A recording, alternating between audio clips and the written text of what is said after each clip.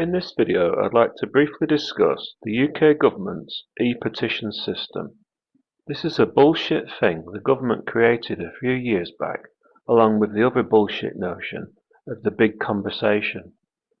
The way I view e-petitions is that as the internet started to steadily grow and the government realised that a return to true democracy was possible and right in front of the people's noses, they had to come up with something to keep them quiet and happy. And so they came up with the big conversation and e-petitions. The big conversation died a death a long time ago, but the e-petition system hangs on by its fingernails. So what is it? Well, if there's something you don't like, then you go to the government's petition website, start a new petition, they'll vet it, and it gets uploaded and made live. As a real example, let's look at the e-petition started by David Gunn titled "The UK should not agree the UN's Global Compact for Migration." This concerned the UN's Intergovernmental Conference that was held in Marrakesh, Morocco on the 10th and 11th December 2018. The petition was that, like Hungary, the UK should not sign. This petition did well from the hard work of people on social media, etc., to help spread the word and to get people to sign the petition. As of December 2018, it had over 128,000 signatures. Then what? Their own website states that if a petition receives more than 10,000 signatures, it will get a response from the government.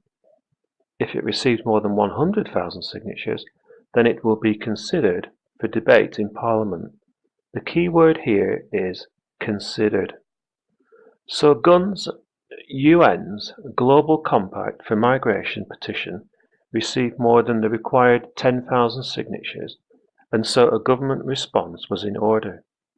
Firstly, many people would think that, quote, response from the government would equate to a response from an MP.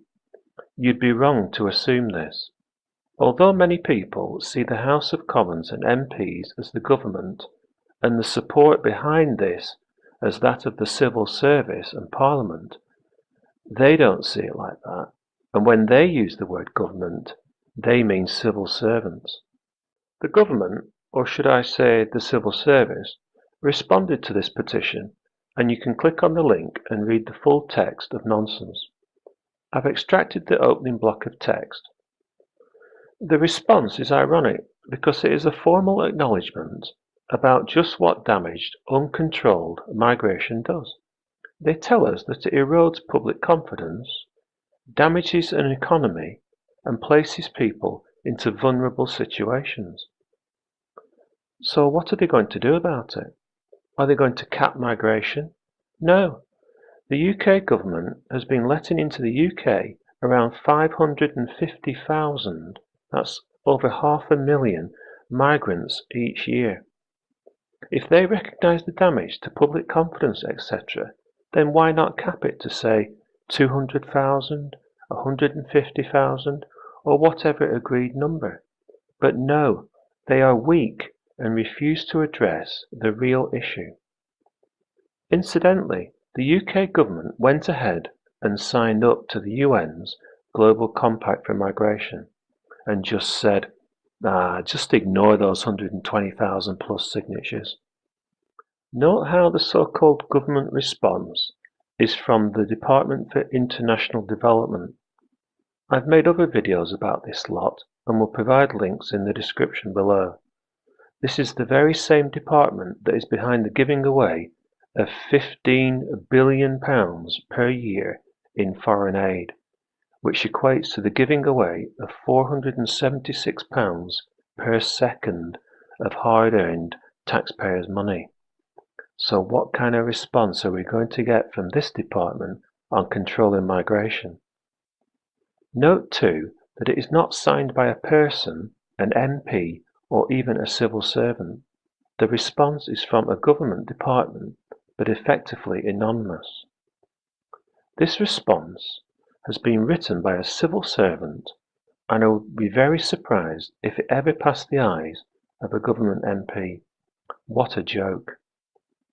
You might think this is a small point, but it helps illustrate that the majority of decisions being made by governments are by faceless civil servants and not MPs. Now, such petitions, civil servants and MPs treat the people with contempt and think we are stupid.